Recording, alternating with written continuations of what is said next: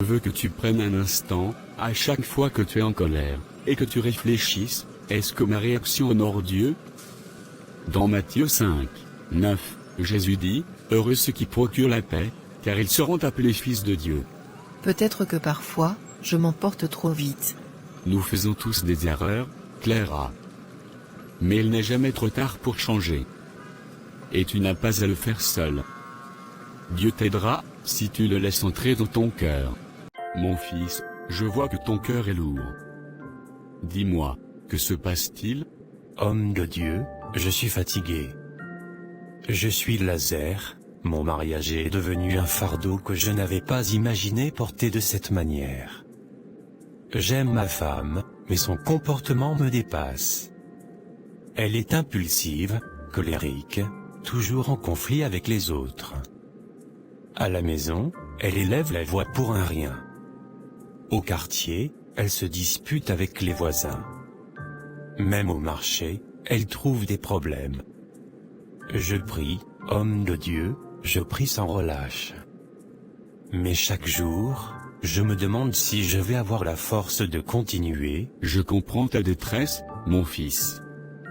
Le mariage est une institution divine, mais c'est aussi une bataille. Quand deux personnes s'unissent, elles deviennent une seule chair, Genèse 2h24. Mais cette unité doit être travaillée, entretenue. Ce n'est pas un processus automatique. C'est un engagement de chaque jour. Mais homme de Dieu, je suis seul dans cet engagement. C'est comme si je me battais contre un mur. Je parle à ma femme, elle ne m'écoute pas. Je garde le silence, elle dit que je l'ignore. Je prends patience, elle dit que je suis faible. Mon fils, as-tu pris le temps de comprendre ta femme? Comprendre? Oui. Tu me parles d'elle comme d'un problème à résoudre, mais as-tu cherché à savoir ce qui se cache derrière ce comportement? Parfois, la colère d'une personne est le reflet d'une douleur intérieure. As-tu essayé de l'amener à s'exprimer autrement? J'ai essayé, mais elle ne fait qu'accuser les autres. Pour elle, elle a toujours raison. Alors amène-la à parler différemment. Le mariage ne consiste pas seulement à supporter l'autre, il consiste aussi à bâtir ensemble. La Bible dit dans Éphésiens 4, 2-3, en toute humilité et douceur, avec patience, supportez-vous les uns les autres dans l'amour, en vous efforçant de conserver l'unité de l'esprit par le lien de la paix. Toi, tu pries. C'est bien. Mais pries-tu aussi avec elle? Elle refuse. Alors invite-la doucement. Ne lui impose pas. Crée un environnement qui lui donne envie de prier avec toi. Sois patient, mais sois aussi un leader spirituel. Un homme chrétien ne se contente pas d'attendre un miracle, il agit selon la volonté de Dieu. Mais est-ce que je peux lui imposer un changement qu'elle ne veut pas? Non, mais tu peux lui montrer un chemin différent. Ecclésiaste 9, 9 dit, « Jouis de la vie avec la femme que tu aimes, pendant tous les jours de ta vie de vanité, que Dieu t'a donné sous le soleil. » Le mariage n'est pas seulement une épreuve, c'est aussi une source de joie. Mais cette joie, il faut la cultiver. Quand avez-vous pris du temps ensemble pour simplement parler, sans dispute? Quand avez-vous partagé un moment de complicité? Homme de Dieu, honnêtement, je ne me souviens pas. C'est là un des problèmes. Un mariage ne peut pas être seulement un combat spirituel. Il doit aussi être un lieu de communion et de complicité. Jésus lui-même participait aux noces de Cana, Jean 2, 1-11.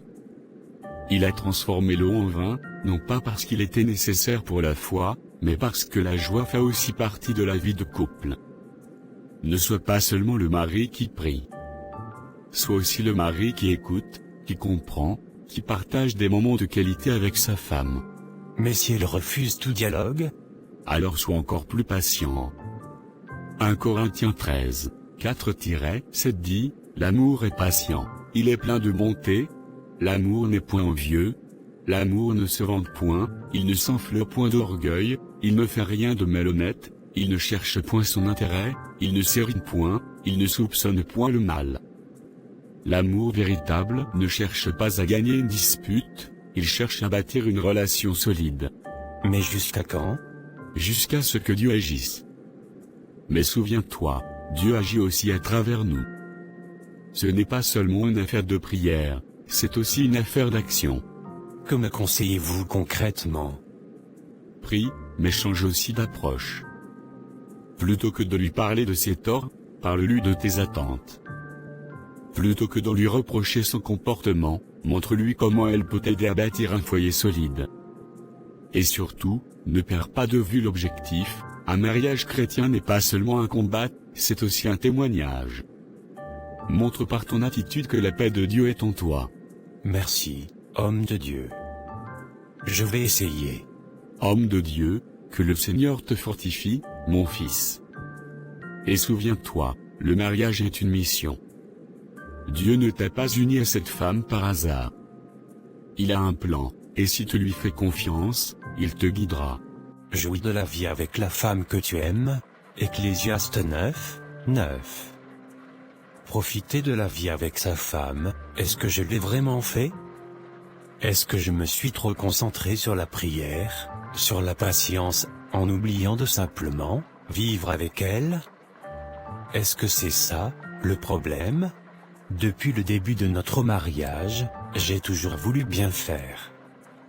J'ai voulu construire un foyer basé sur la foi, sur la prière.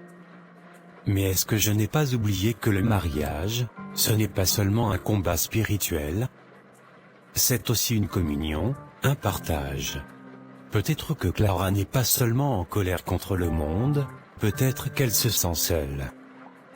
Peut-être qu'elle a l'impression que je suis là sans vraiment être là.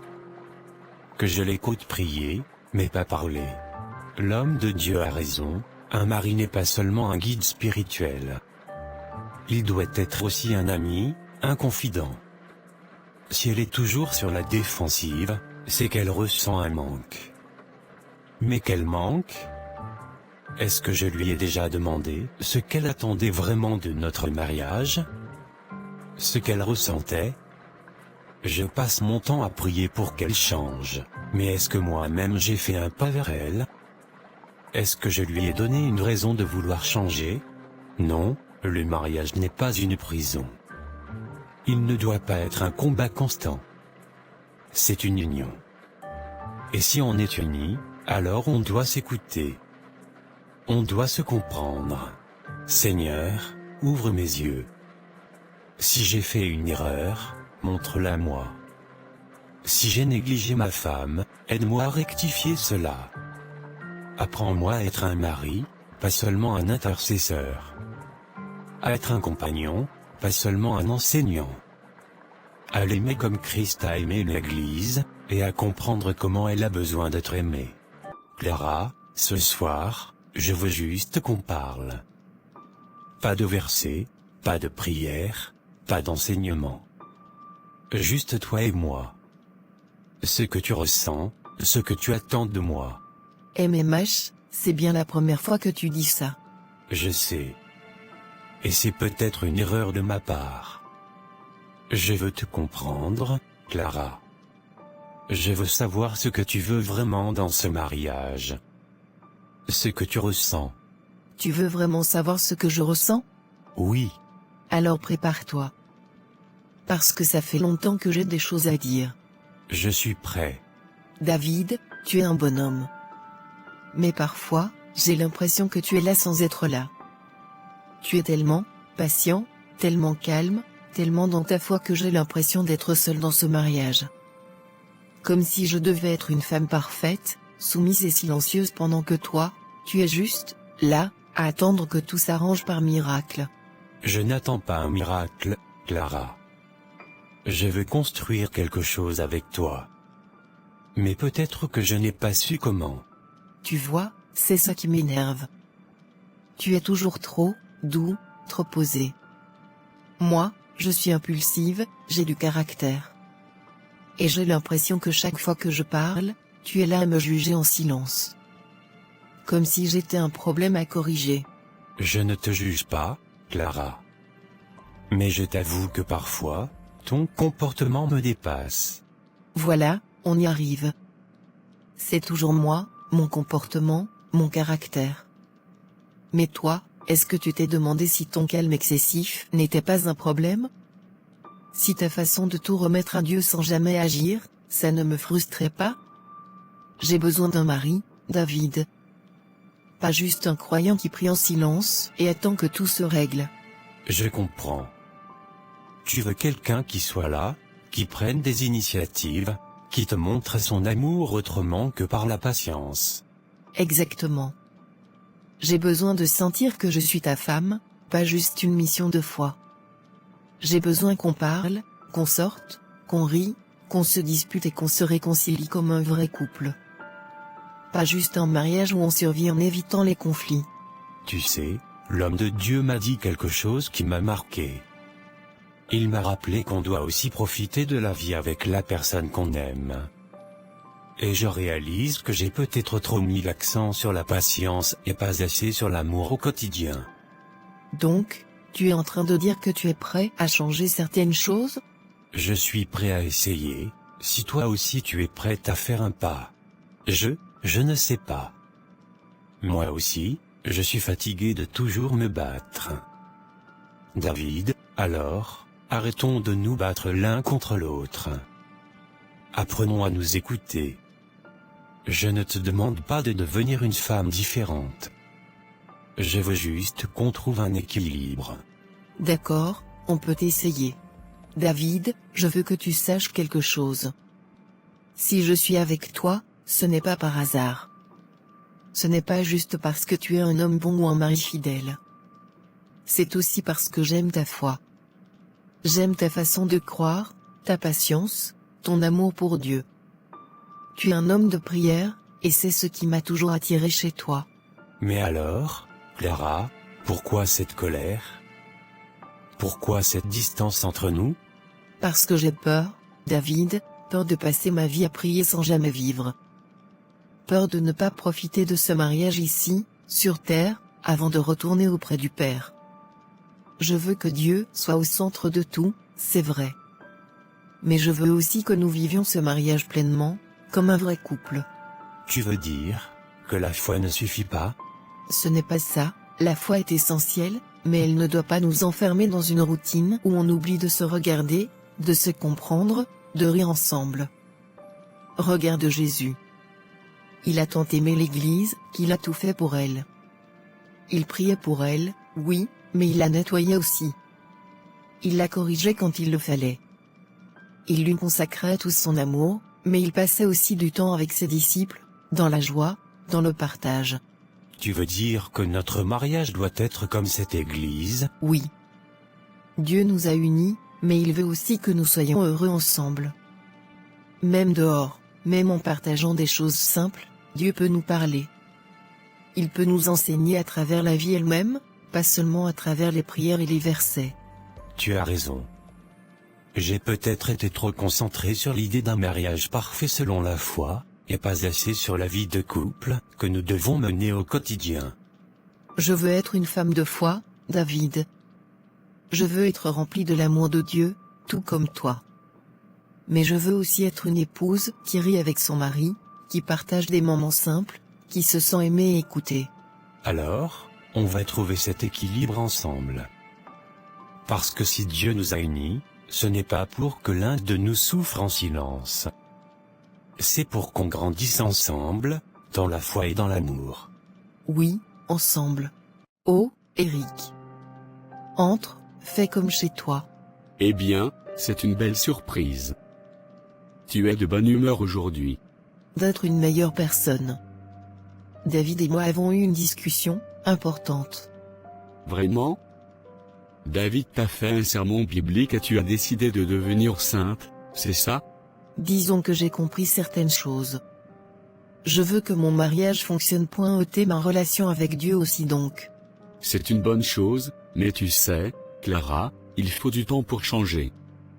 Ce n'est pas juste une décision prise après une conversation avec David. Je sais. C'est pour ça que je travaille dessus. La maison est propre, tu souris, tu es poli, je suis impressionné. Mais je me demande combien de temps ça va durer. Le temps qu'il faudra. On verra. Parce que moi, je me souviens de la Clara d'avant. celle qui explosait au moindre mot de travers.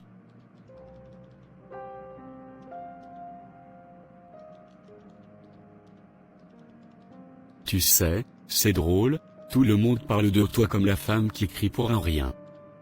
C'est presque une légende. À croire que même si tu voulais changer, ce serait impossible. J'ai dit que j'allais changer. Vraiment? Et si je disais que David mérite peut-être mieux? Une femme plus douce, plus posée, une femme qui n'humilie pas son mari en public?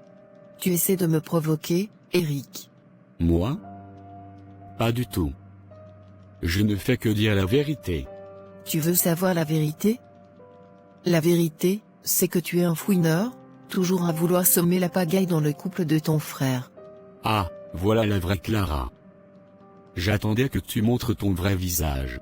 Ne joue pas avec moi, Eric. Tu crois que c'est facile de changer? Tu viens ici, tu me cherches, tu me provoques juste pour voir si je vais craquer? Félicitations. Tu as réussi. Mais sache une chose, je fais des efforts, et ce n'est pas toi qui vas me dire qui je suis. C'était juste un test, Clara. Et tu l'as raté. Sors de ma maison, Eric. Tout de suite. D'accord, d'accord. Je ne voulais pas te déranger. Mais sérieusement, Clara, essaie vraiment de changer. Pas juste pour David, mais pour toi-même. Seigneur, qu'est-ce qui m'arrive? Pourquoi je suis comme ça? Pourquoi je perds toujours le contrôle? Je veux changer, je veux vraiment m'améliorer. Je ne veux plus être cette femme qui crie, qui se met en colère pour un rien, qui blesse les autres sans réfléchir. Ce n'est pas moi, ce n'était pas moi avant. Depuis que j'ai relâché la prière, tout a changé. Avant, je trouvais ma paix en toi, Seigneur. Avant, je savais garder mon calme. Mais maintenant, je me sens comme une étrangère dans mon propre corps. Comme si quelque chose d'autre me contrôlait. L'esprit de querelle, il doit partir. Je ne veux plus être cette femme-là. Je ne veux plus être celle qui détruit son propre foyer par ses paroles et ses réactions. Ce n'est pas ce que tu veux pour moi, Seigneur. Ce n'est pas ce que je veux non plus. Seigneur, aide-moi. Je n'y arrive pas seul, j'ai besoin de toi. J'ai besoin que tu changes mon cœur, que tu m'aides à retrouver la paix, à contrôler ma langue, à devenir la femme que tu veux que je sois. Je veux sauver mon mariage. Je veux être une bonne épouse. Je veux être une femme de paix, une femme de prière, une femme selon ton cœur. Il est temps que je reprenne ma relation avec Dieu en main. Il est temps que je lutte contre ce qui me détruit de l'intérieur. Clara, Oh, tu es rentrée? tu étais en train de lire? Oui, depuis quelques jours, je me plonge dans la parole. Je veux comprendre, apprendre, changer. J'ai remarqué. Tu fais des efforts, Clara. Je le vois. J'essaie, mais ce n'est pas facile. Parfois, j'ai l'impression d'être encore cette femme qui crie, qui s'emporte, mais ensuite, je me rappelle que la Bible est une référence. J'aime beaucoup ta détermination, j'apprécie vraiment tout ce que tu essayes de faire. J'y travaille. J'ai compris que si je veux que mon mariage soit un mariage chrétien, je dois commencer par changer moi-même, par me soumettre à Dieu avant tout. Dans Proverbe 14, 1, il est écrit, « La femme sage bâtit sa maison, et la femme insensée la renverse de ses propres mains. » Tu es en train de bâtir notre maison, Clara. Je le vois. Et je suis fier de toi. Tu sais, avant, je pensais que prier et lire la Bible suffisait. Mais je comprends maintenant que la prière doit être accompagnée d'action.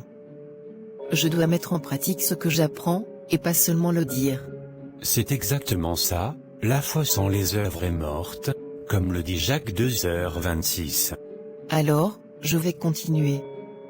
Je vais prier, lire, apprendre, et surtout, appliquer. Je veux être une femme de paix.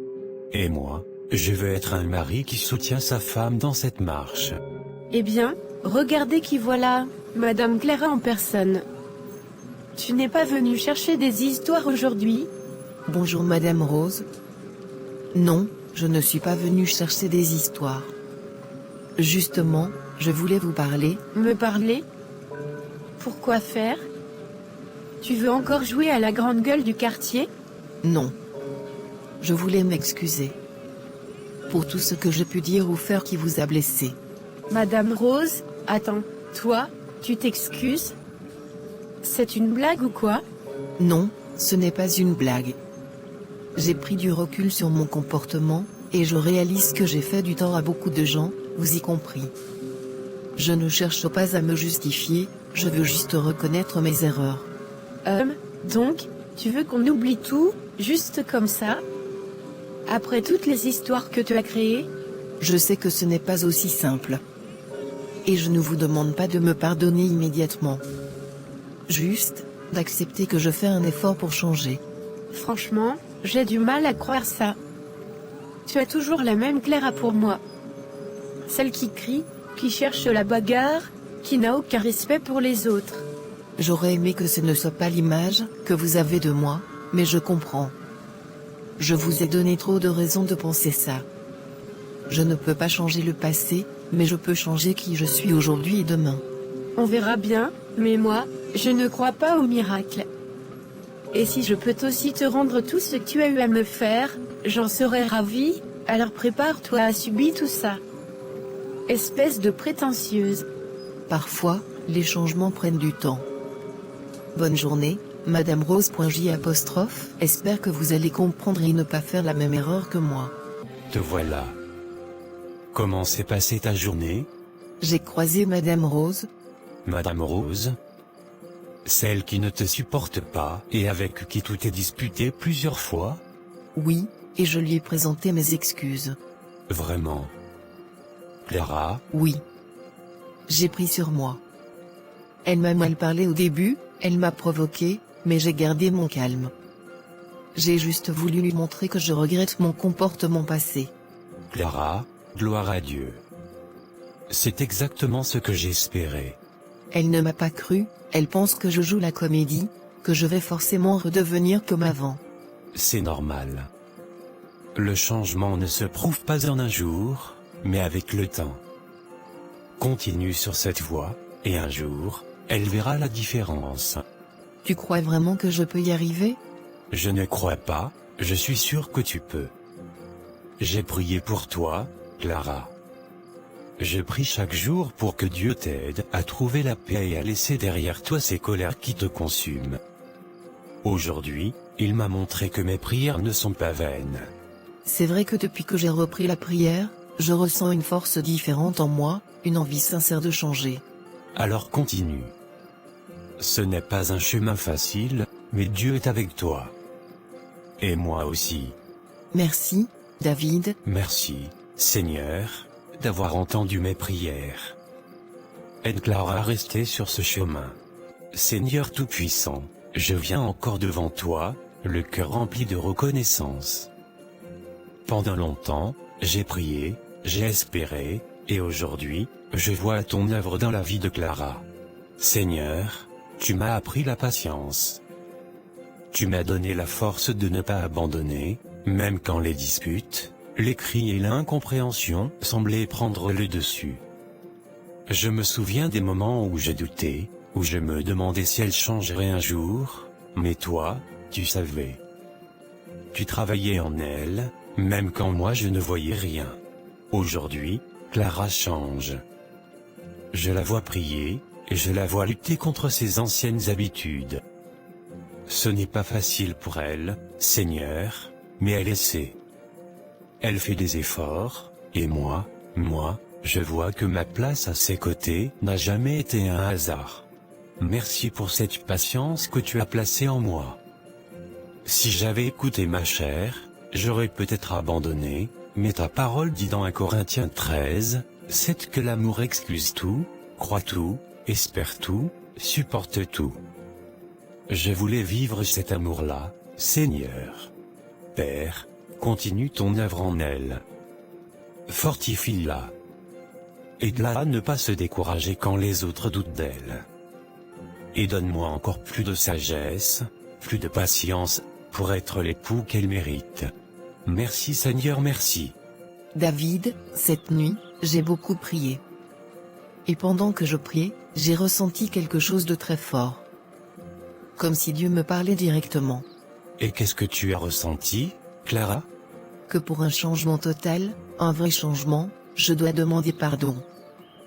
Pas seulement à Dieu, mais aussi à toutes les personnes que j'ai blessées. Tu veux dire, toutes les voisines, les commerçants du quartier, même ceux avec qui tout est disputé il y a longtemps? Oui, je sais que ce ne sera pas facile. Beaucoup d'entre eux ne me croiront pas, certains refuseront même peut-être d'écouter. Mais ce n'est pas à moi de décider de leur réaction. Mon rôle, c'est d'obéir. Clara, je suis fier de toi. Ce que tu veux faire demande beaucoup d'humilité. Je me rends compte que tout ce temps, j'ai laissé mon orgueil me dominer. Je pensais toujours avoir raison, toujours devoir me défendre. Mais en vérité, j'étais en train de perdre la paix. Aujourd'hui, je veux réparer. Alors va, Clara. Fais ce que ton cœur te dicte. Et sache que je suis avec toi, en prière. Merci, David. Ça me donne du courage. David, avant de sortir demander pardon aux autres, il y a une personne à qui je dois m'excuser en premier. Moi? Oui, toi. Tu as été patient avec moi, tu as prié pour moi, tu as supporté mes excès de colère, mes disputes inutiles, et pourtant, tu es resté. Tu n'as jamais cessé de croire que je pouvais changer. Aujourd'hui, je réalise combien j'ai pu être dur avec toi. Clara, Laisse-moi finir. Je veux que tu saches que je ne prends plus ton amour et ta patience pour acquises. Je remercie le Seigneur chaque jour de m'avoir donné un mari comme toi. Un homme de foi, un homme qui marche avec Dieu et qui m'a guidé sans jamais m'abandonner. Clara, tout ce que j'ai fait, c'est parce que je crois en ce que Dieu peut faire en toi. Aujourd'hui, je vois son œuvre. C'est pour ça que j'aimerais dire quelque chose à toutes les femmes, peu importe où nous en sommes, peu importe nos erreurs, Dieu peut nous restaurer. Mais nous devons être prêtes à nous soumettre à lui, à changer, à apprendre. Le mariage n'est pas juste un contrat, c'est un chemin de foi. Tu as raison. Beaucoup pensent que la prière s'arrête une fois marié, mais c'est là que la vraie bataille commence. Le diable ne se repose jamais, il cherche toujours une brèche. Mais nous avons un Dieu vivant. Tant qu'on le met au centre de tout, il nous donne la force, la patience et la sagesse, pour surmonter toutes les épreuves. Amen. Loué soit son saint nom.